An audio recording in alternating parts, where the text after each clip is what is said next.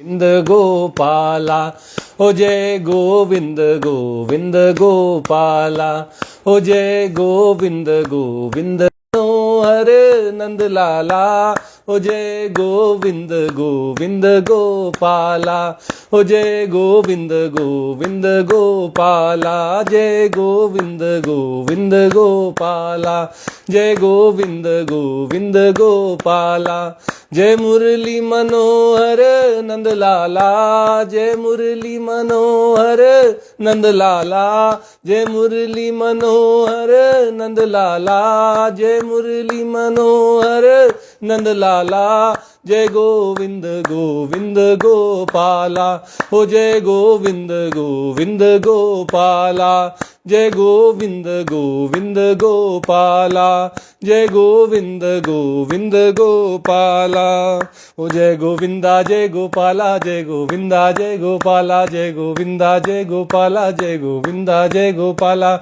जय गोविंदा जय गोपाला जय गोविंदा जय गोपाला जय गोविंदा जय गोपाला जय गोविंदा जय गोपाला जय गोविंदा जय गोपाला जय गोविंदा जय गोपाला जय गोविंदा जय गोपाला जय गोविंदा जय गोपाला हो जय गोविंद गोविंद गोपाला हो जय गोविंद गोविंद गोपाला जय गोविंद गोविंद गोपाला जय गोविंद गोविंद गोपाला जय मुरली मनोहर नंद लाला जय मुरली मनोहर नंद लाला जय मुरली मनोहर नंद लाला जय मुरली मनोहर नंद लाला जय गोविंद गोविंद गोपाला जय गोविंद गोविंद गोपाला जय गोविंद गोविंद गोपाला।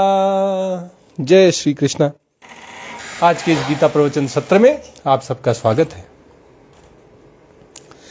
कल हम जब गीता पर चर्चा कर रहे थे तो भगवान श्री कृष्ण अर्जुन के माध्यम से हम सबको बता रहे थे कि भगवान के सत्स्वरूप को कैसे प्राप्त किया जाता है।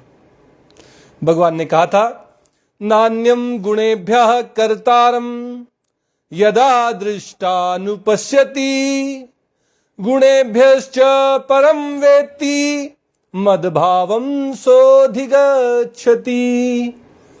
भगवान कह रहे थे, नान्यम गुणेभ्यः कर्तारम, गुणों के अतिरिक्त और कोई कर्ता नहीं है। प्रकृति के ये जो तीन गुण हैं, सतोगुण, रजोगुण और तमोगुण, यही वास्तविक कर्ता है। यही सारे प्राणियों को कार्य करने के लिए, क्रियाएं करने के लिए बाधित करते हैं। सभी प्राणी तो कठपुतलियों की तरह इनकी इशारों पे नाचते हैं।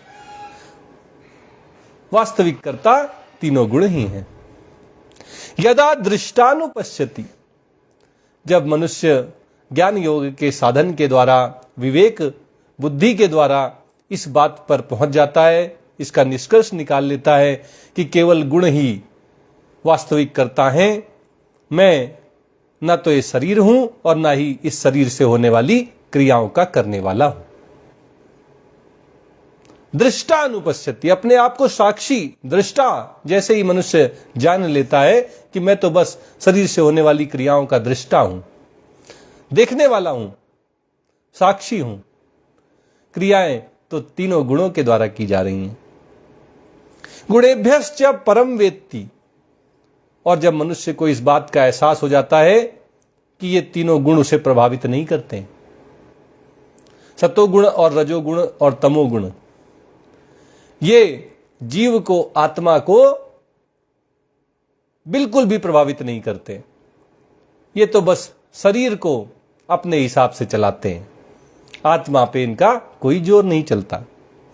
जैसे ही मनुष्य इस बात को जान जाता है कि आत्मा निर्विकारी है, त्रिगुणातीत है, तो फिर मद भावम सोऽधिगच्छति। भगवान कह रहे, वैसे ही वो जीव मेरे स्वभाव को प्राप्त हो जाता है, मेरी तरह वो भी अजर अमर अविनाशी हो जाता है।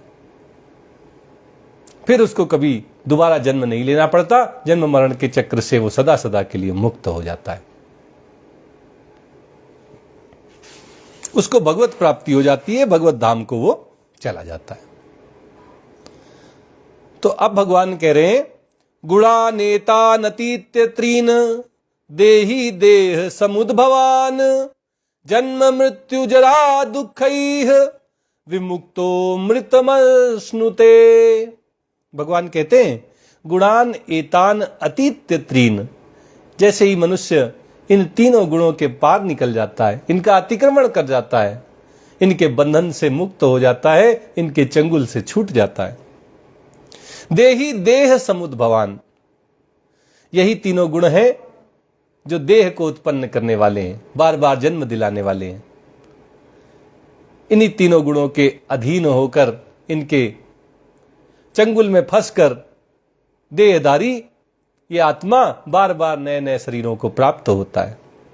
तो जब मनुष्य विवेक बुद्धि के द्वारा इन देह को उत्पन्न वाले तीनों देह को उत्पन्न करने वाले तीनों गुणों का अतिक्रमण कर जाता है, इनके पार निकल जाता है, जन्म मृत्यु जरा दुःखई विमुक्तो, तो वो जन्म जरा और मृत्यु, जन्म मृत्यु और जरा, इन तीनों के दुखों को पार कर जाता है, इनके दुखों से रहित हो जाता है, मुक्त हो जाता है। जन्म में क्या दुख है? मां के पेट में रहना पड़ता है, बड़े कष्ट उठाने पड़ते हैं। मृत्यु तो सबको पता है कि अगर किसी के घर में किसी की मृत्यु हो जाए तो सारा का सारा परिवार शोकाकुल हो जाता है। और बुढ़ापा, ये तो बड़े दुख लेकर आता है। व्यक्ति जिस शरीर के द्वारा पुरुषार्थ करता आया है वह शरीर शिथिल पड़ जाता है, अपने ही हाथ पैर अपना साथ नहीं देते हैं, अपनी ही सांसें फूलने लगती हैं। हमारा अपने ऊपर ही कोई जोर नहीं रहता। ये हमारा शरीर, जिसको मैं अपना शरीर मैं कहते हुए जिसका पालन पोषण करता रहा, वह शरीर ही मेरा साथ छोड़ने लगता है। ये सारे के सारे दुख हैं और ये जन्म मृत्यु और जरा ये बार बार प्राप्त होते हैं, जन्म बार बार होते रहते हैं अलग अलग योनियों में, इसलिए बार बार मनुष्य दुखी होता रहता है। इनसे मुक्त होने का, इस दुख को दूर करने का एक ही उपाय है। भगवान ने कहा कि तीनों गुणों से पार हो जाओ, दृष्टा बन जाओ। शरीर से होने वाली क्रियाओं के कर्ता बनने से तुम्हारा भला नहीं होगा। अमृतम अश्नुते, भगवान कह रहे हैं कि जब जन्म मृत्यु और जरा इनके दुखों से कोई मुक्त हो जाता है, ये मुझे प्रभावित नहीं करते, ये मुझ में नहीं होते, ये तो शरीर में होते हैं, ऐसा किसी को ज्ञान हो जाता है, तो भगवान कहते हैं अमृतम अश्नुते, उसको अमरता प्राप्त हो जाती है, वो अमर हो जाता है, वो अजर हो जाता है, अमर हो जाता है, अविनाशी हो जाता है।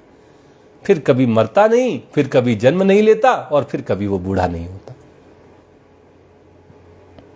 अब जब भगवान ने अर्जुन से ये बात कही तो अर्जुन के मन में कुछ प्रश्न उठ रहे हैं।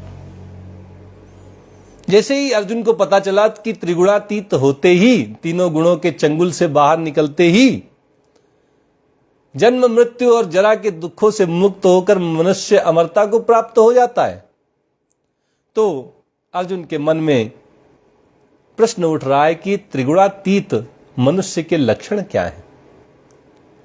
जो ज्ञानी है, महापुरुष है, महात्मा है, उनके क्या लक्षण हैं? अर्जुन प्रश्न पूछते हैं भगवान से। अर्जुन उवाच कैर्लिंगै स्त्रीन गुणानेतान अतीतो भवति प्रभो किमाचारः कथं चेतान त्रीन गुणान अतिवर्तते। अर्जुन कह रहे हैं कैर्लिंगै स्त्रीन गुणानेतान अतीतः भवति प्रभो। हे भगवान, हे प्रभु, इन तीनों गुणों से हुआ, इन तीनों गुणों से अतीत हुआ, इनके चंगुल से छूटा हुआ मनुष्य किन लक्षणों से युक्त होता है? कैर्लिंगई, उसके क्या लक्षण होते हैं? सामान्य पुरुष के जैसे लक्षण होते हैं, ऐसे ही लक्षण सिद्ध महात्माओं में भी दिखे जाते हैं जो त्रिगुणातीत हो जाते हैं, या वो इनसे कुछ अलग करते हैं, अलग दिखते हैं, अलग व्यवहार करते हैं? किमाचारः, अर्जुन पूछ रहे हैं कि हे प्रभु, आप बताइए कि जो त्रिगुणातीत मनुष्य है इसके आचरण कैसे होते हैं, इसकी दिनचर्या सामान्य मनुष्यों की तरह ही होती है या कुछ अंतर हो जाता है? कथम चेतांस तीन गुणान अतिवर्तते। और भगवान आप मुझे यह भी बताएं कि तीनों गुणों से पार निकलने का उपाय क्या है? कैसे त्रिगुणातीत हुआ जाए, उसकी विधि क्या है, उपाय क्या है? हालांकि इससे पहले ही श्लोक में भगवान ने कहा था, गुणानेतान अतीत्य त्रीन देहि देह समुद्भवान जन्म मृत्यु जरा दुःखै विमुक्तो अमृत मश्नुते। इन तीनों गुणों से पार निकलकर, इनके चंगुल से मुक्त होकर, देह को उत्पन्न करने वाले इन तीनों गुणों से रहित होकर, त्रिगुणातीत होकर, जन्म मृत्यु और वृद्धावस्था जरा के दुखों से मुक्त होकर त्रिगुणातीत मनुष्य अमरता को प्राप्त हो जाता। यह भगवान ने पहले ही बता दिया, लेकिन भगवान से शायद अर्जुन कुछ और भी उपाय जानना चाहते कि सरल विधि क्या है त्रिगुणातीत होने की। तो तीन प्रश्न अर्जुन ने भगवान से पूछे हैं। पहला, कैर्लिंगैः, लक्षण क्या है त्रिगुणातीत मनुष्य के? किमाचारः, उसके आचरण कैसे हैं, उसकी दिनचर्या कैसी होती है? और तीनों गुणों के चंगुल से छूटने का, त्रिगुणातीत होने का उपाय क्या है? ये तीन प्रश्न अर्जुन भगवान श्री कृष्ण से पूछ रहे हैं और एक अच्छे गुरु की भांति भगवान श्री कृष्ण अर्जुन के इन प्रश्नों का उत्तर देते हैं, अर्जुन की जिज्ञासा को शांत करते हैं। पहले भगवान बताते हैं कि त्रिगुणातीत मनुष्य के लक्षण क्या हैं, फिर बताते हैं उसका आचरण कैसा होता है, और फिर बताते हैं कि उपाय क्या है त्रिगुणातीत होने का। श्री भगवानुवाच, श्री भगवान बोले, प्रकाशम च प्रवृत्तिम च मोहमेव च पांडव न द्वेष्टि संप्रवृत्तानि न निवृत्तानि कांक्षति। अर्जुन से भगवान कह रहे हैं कि हे पांडव, हे पांडुपुत्र अर्जुन, प्रकाशम, ये सत्वगुण का लक्षण है। सत्वगुण में सभी चीजें ठीक ठीक दिखाई देती हैं, जैसे प्रकाश में रस्सी और सर्प का भेद साफ साफ दिखाई देता है, इनमें कोई संशय नहीं होता, भ्रम की स्थिति नहीं पैदा होती प्रकाश में। ऐसे ही जब मनुष्य के जीवन में सत्वगुण का प्रकाश छाता है तो उसको रजोगुण और तमोगुण की जो वृत्तियां हैं, इनसे प्राप्त होने वाले जो दुख हैं, मोह हैं, वो सब साफ साफ नजर आते हैं। तब वो अपना कल्याण करने के लिए भगवान की भक्ति और भगवान के प्रेम में मग्न हो सकता है। तो प्रकाशम च प्रवृत्तिम च, और जो रजोगुण है उसका लक्षण है प्रवृत्ति, नए नए कार्यों को करने की इच्छा, संग्रह के लिए, भोग के लिए नित नए कार्यों का शुभारंभ करना। च मोह में वचा, और ये जो मोह है ये तो तमोगुण का लक्षण है, उसका फल है। तो सतोगुण का फल प्रकाश, रजोगुण का फल प्रवृत्ति, कर्मों को करने की इच्छा, और तमोगुण का जो फल है वो मोह। भगवान कहते हैं कि ये तीनों के तीनों जो हैं, न द्वेष्टि संप्रवृत्तानि, अगर ये तीनों के तीनों जो सतोगुण, रजोगुण और तमोगुण के फल हैं, प्रकाश, प्रवृत्ति और मोह, अगर ये अच्छी तरह से प्रवृत्त हो जाए तो त्रिगुणातीत मनुष्य इनसे द्वेष नहीं करता, इनके प्रति कोई द्वेष भावना नहीं रहती उसके अंदर। इनके कार्यों से वो अपने आप को पृथक कर लेता है, जान लेता है कि ये शरीर को प्रभावित करते हैं, शरीर इनसे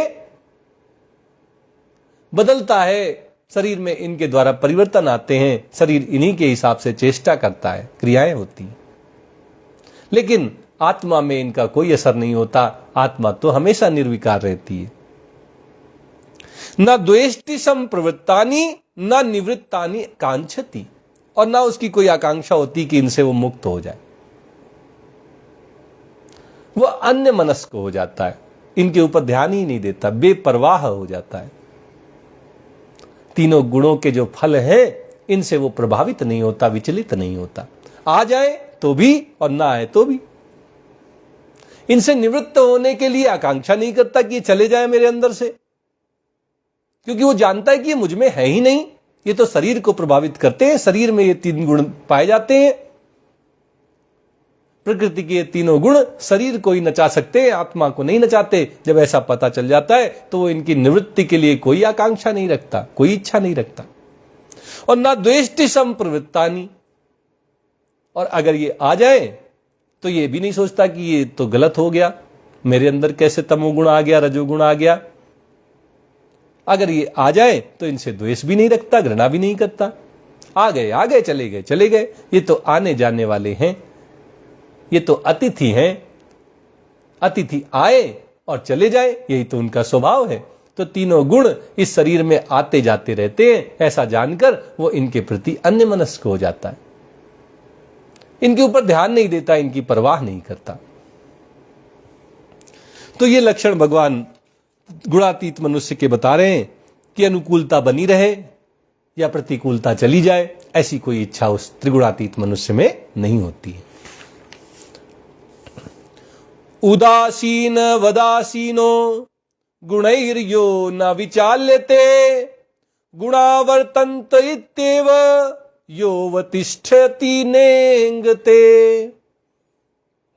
भगवान कह रहे जो त्रिगुणातीत मनुष्य होता है, जिस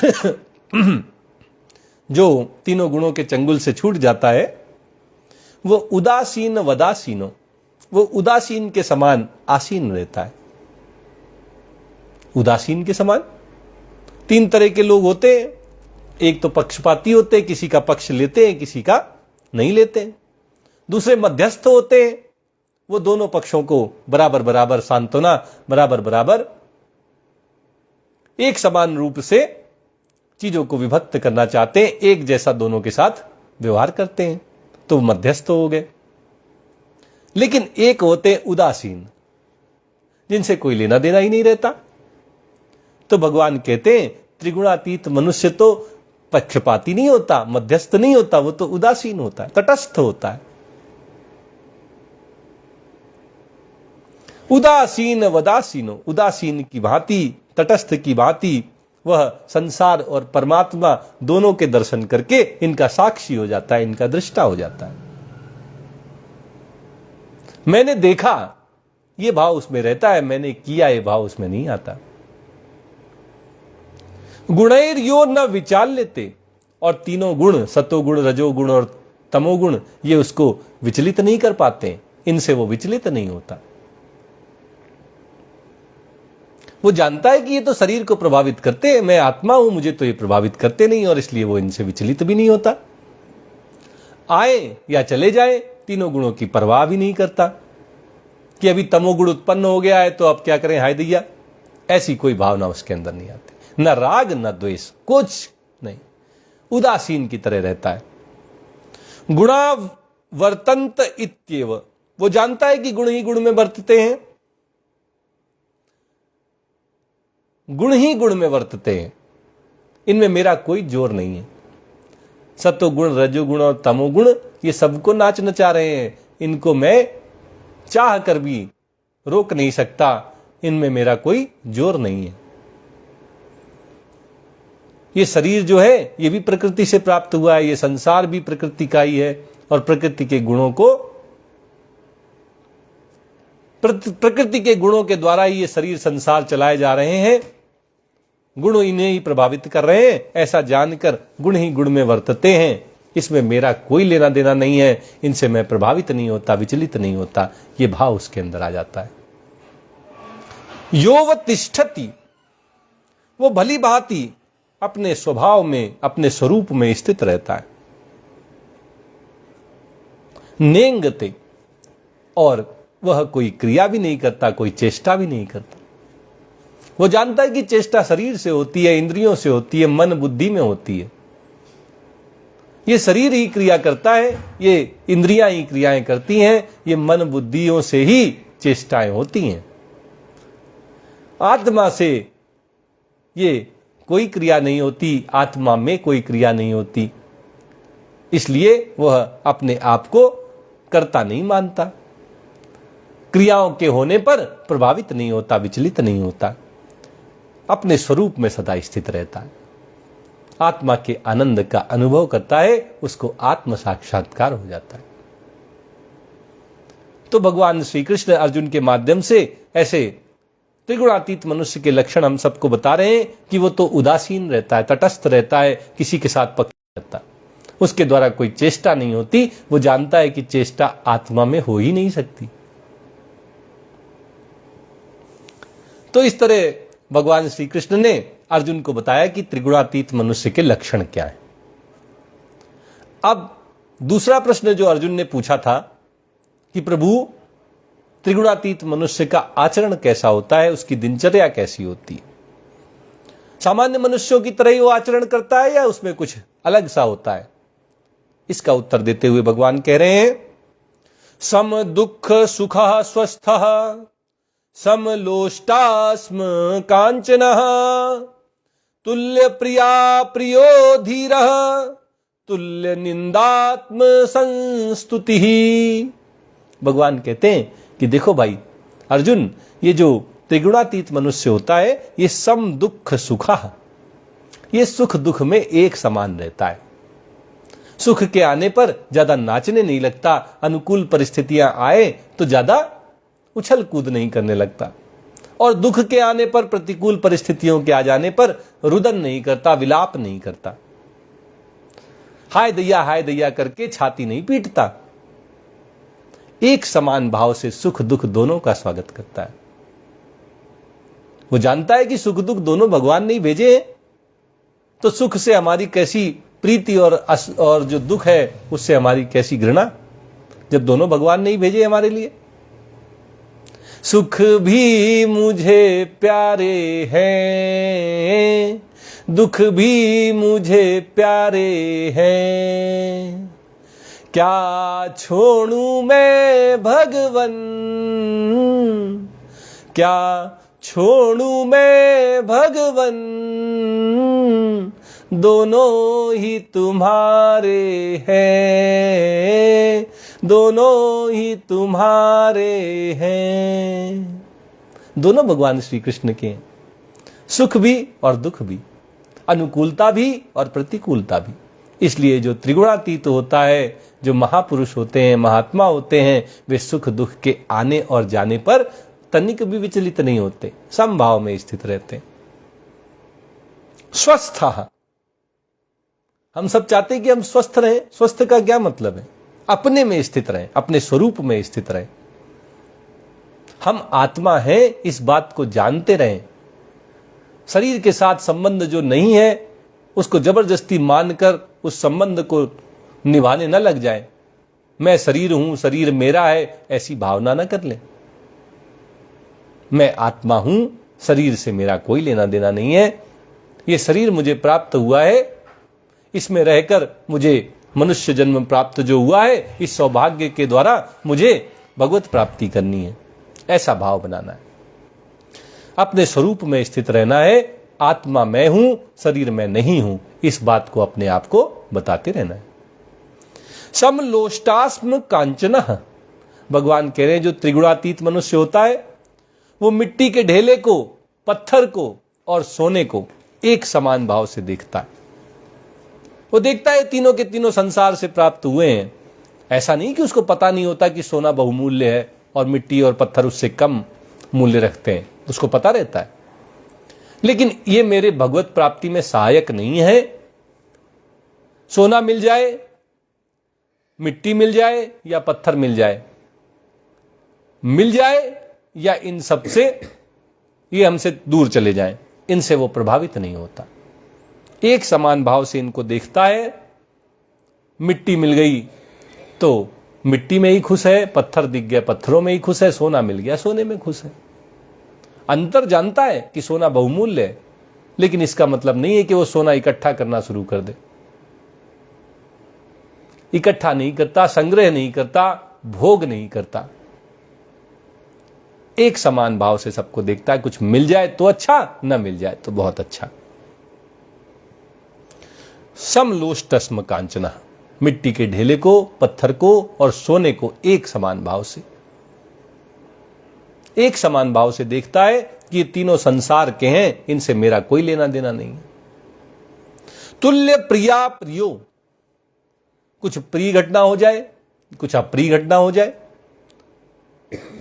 जिसको प्यार करते हैं वो सामने आ जाए और जिससे घृणा करते हैं वो सामने आ जाए,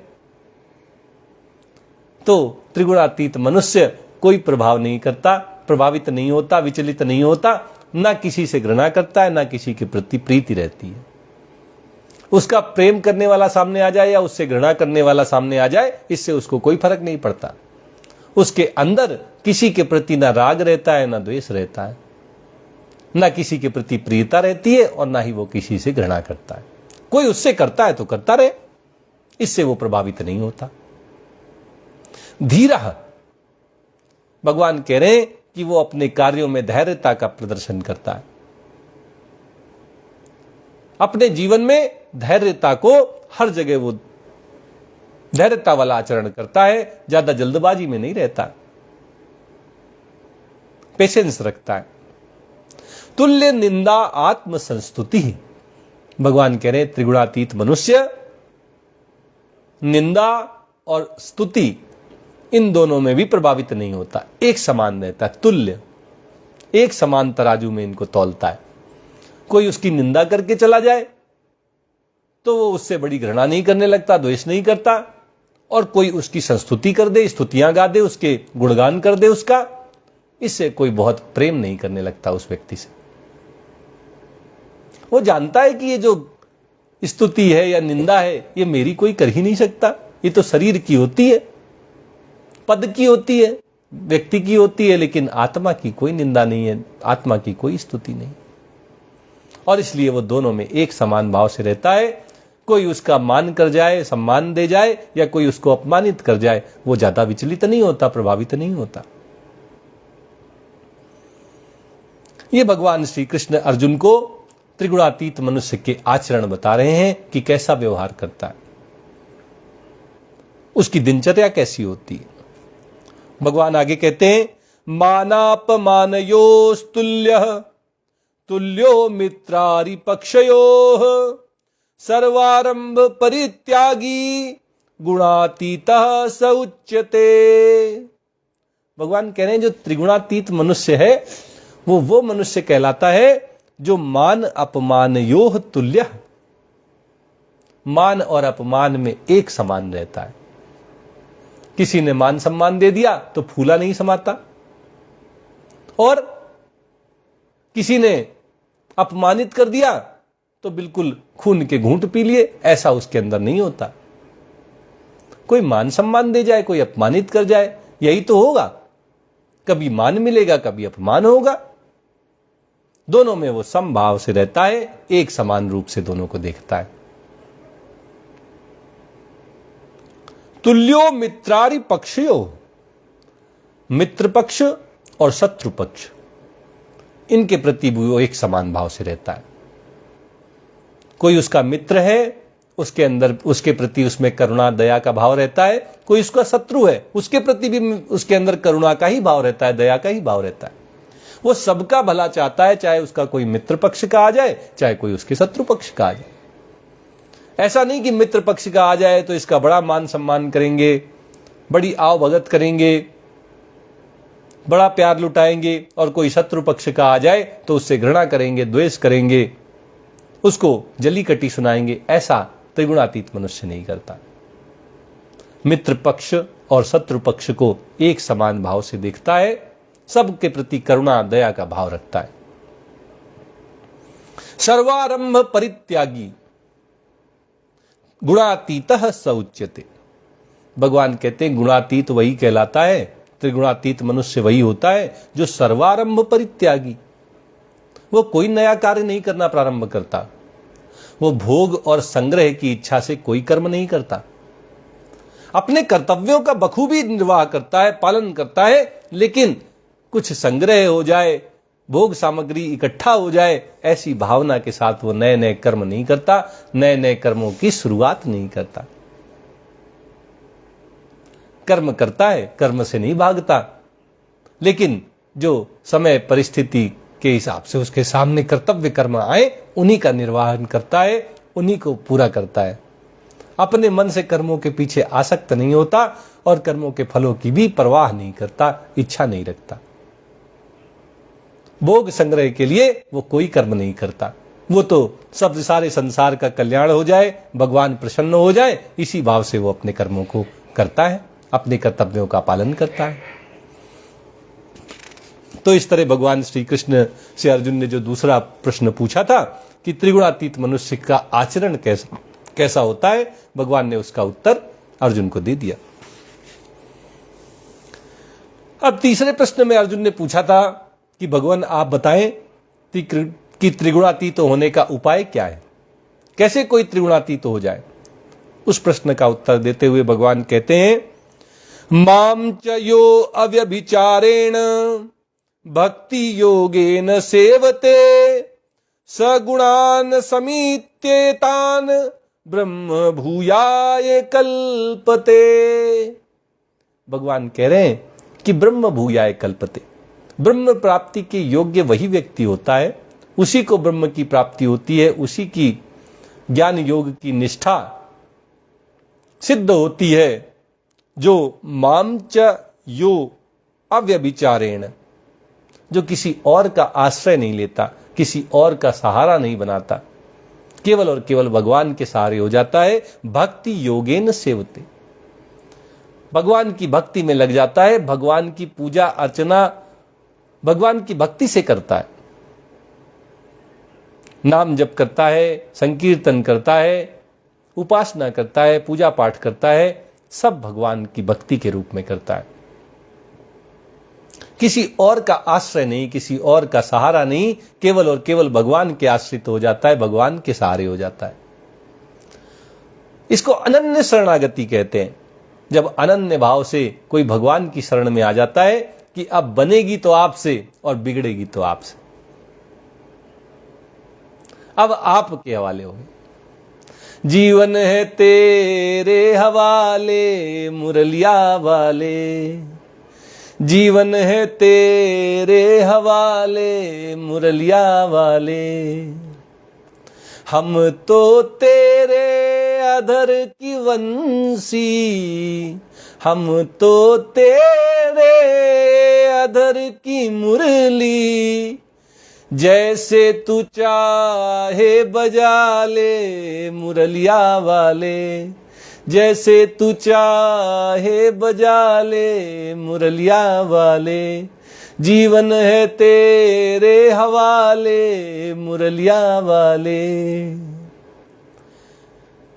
हम कठपुतली तेरे हाथ की, हम कठपुतली तेरे हाथ की, जैसे तू चाहे नचा ले मुरलिया वाले, जैसे तू चाहे नचा ले मुरलिया वाले, जीवन है तेरे हवाले मुरलिया वाले।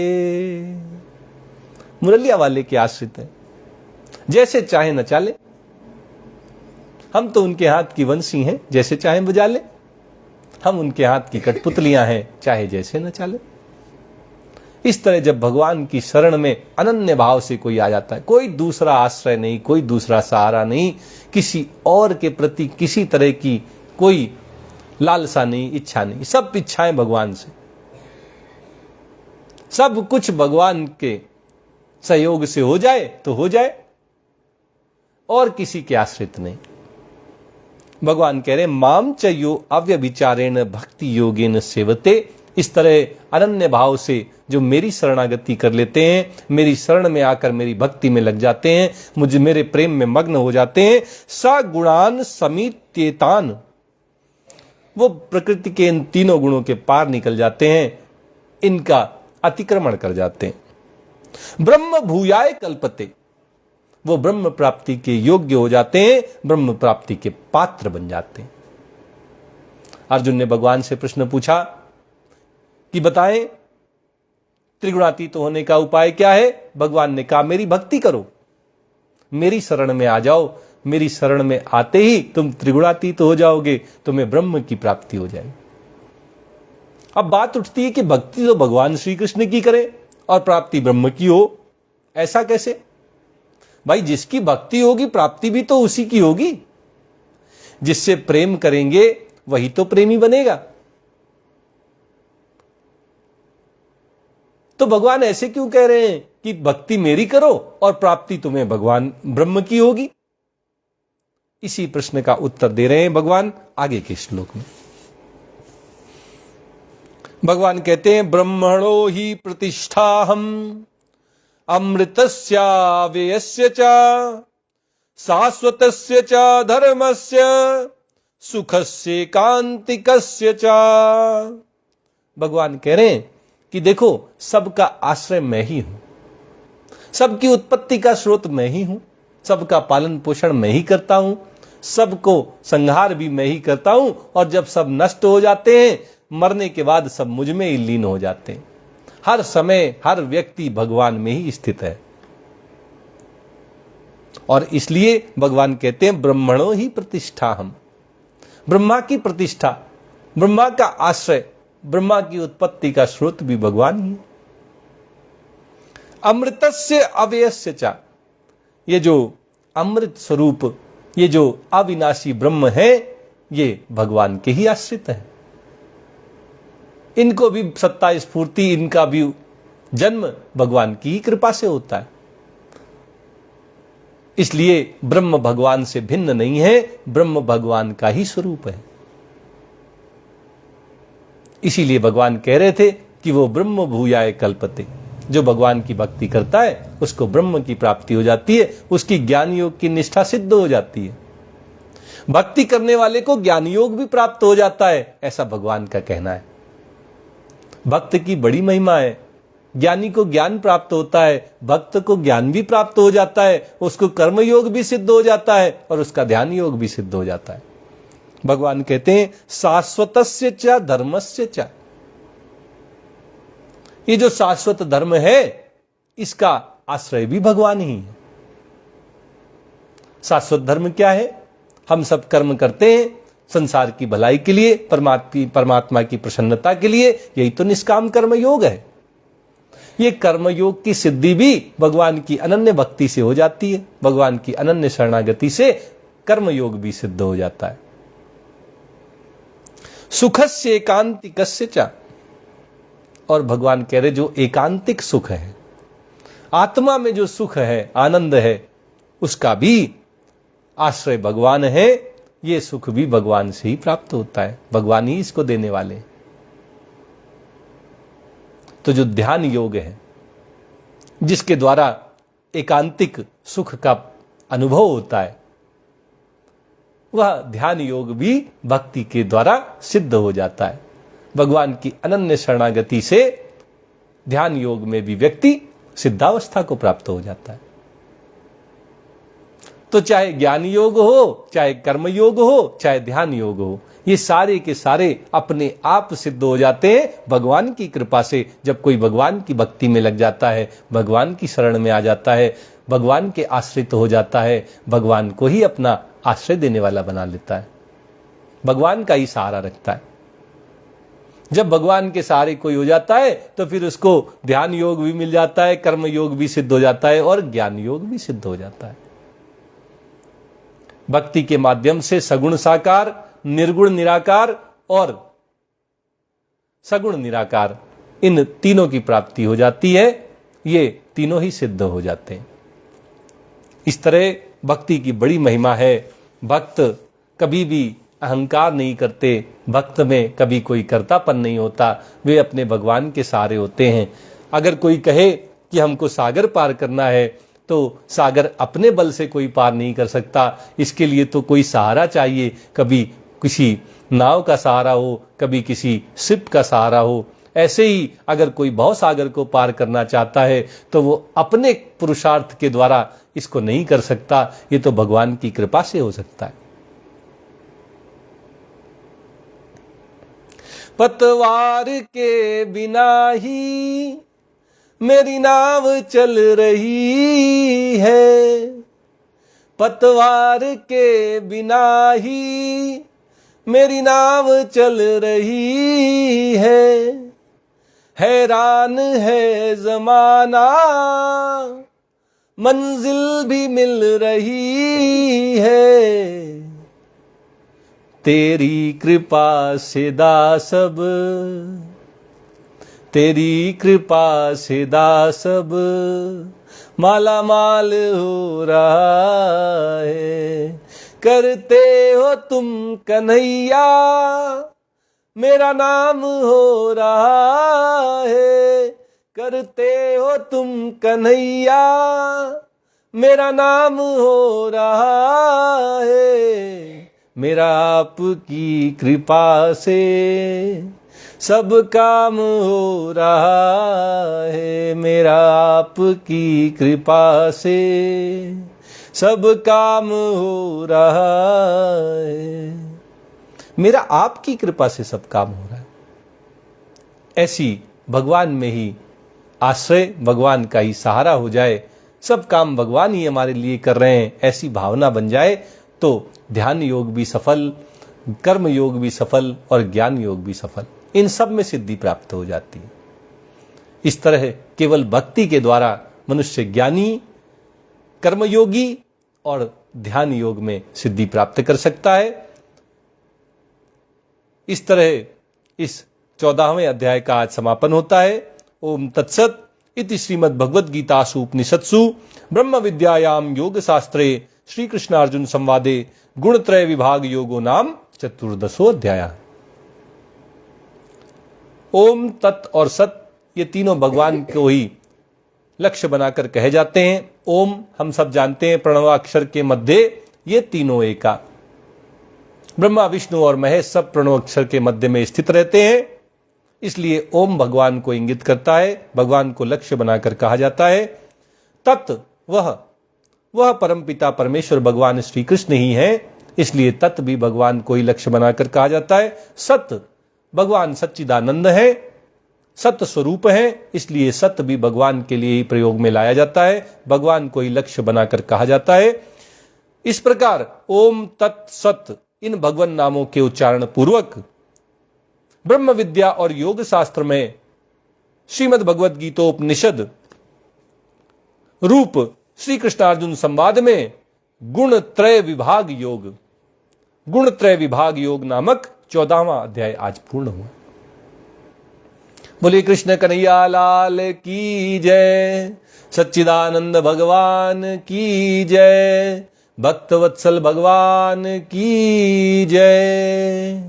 आइए भगवान का एक प्यारा सा भजन करते हैं और आज के इस सत्र को संपन्न करते हैं। नंद बाबा के घर में कन्हैया पहुंच गए हैं, तो सभी महिलाएं नंद भवन में जाना चाहती हैं बधाई देने के लिए। आज भगवान की इसी लीला का हम गुणगान करेंगे। ओ मैं तो नंद बाबा के घर जाऊंगी, मैं तो नंद बाबा के घर जाऊंगी, बधाई लेके आऊंगी, बधाई लेके आऊंगी। अरे हाँ, बधाई लेके आऊंगी। मैं तो नंद बाबा के घर जाऊंगी, मैं तो नंद बाबा के घर जाऊंगी, बधाई लेके आऊंगी। अरे हाँ, बधाई लेके आऊंगी। मैंने सुना है वहाँ लाला भयो है, मैंने सुना है वहाँ लाला भयो है, लाला भी जग से निराला भयो है, लाला भी जग से निराला भयो है। ओ जाके लाला के दर्शन पाऊंगी, जाके लाला के दर्शन पाऊंगी, बधाई लेके आऊंगी। अजी हाँ, बधाई लेके आऊंगी। मैं तो नंद बाबा के घर जाऊंगी, मैं तो नंद बाबा के घर जाऊंगी, बधाई लेके आऊंगी। जी हाँ, बधाई लेके आऊंगी। गौने पे लाई थी जो बजरंगी साड़ी, गौने पे लाई थी जो बजरंगी साड़ी, जयपुरिया लहंगावा पे कोटे की किनारी, जयपुरिया लहंगावा पे कोटे की किनारी। मैं तो लहर लहर लहराऊंगी, मैं तो लहर लहर लहराऊंगी, बधाई लेके आऊंगी। अजी हाँ, बधाई लेके आऊंगी। मैं तो नंद बाबा के घर जाऊंगी, मैं तो नंद बाबा के घर जाऊंगी, बधाई लेके आऊंगी। अजी हाँ, बधाई लेके आऊंगी।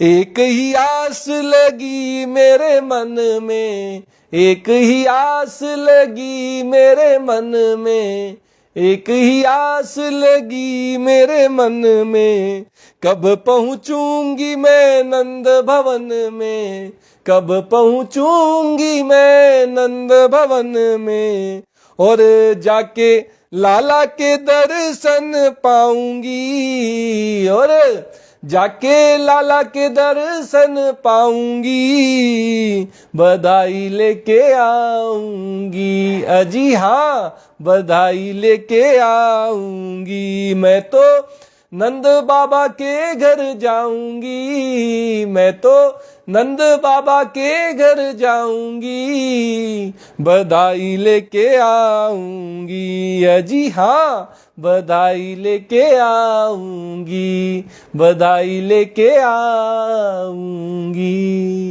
जय श्री कृष्णा, जय श्री कृष्णा, जय जय श्री राधा कृष्ण।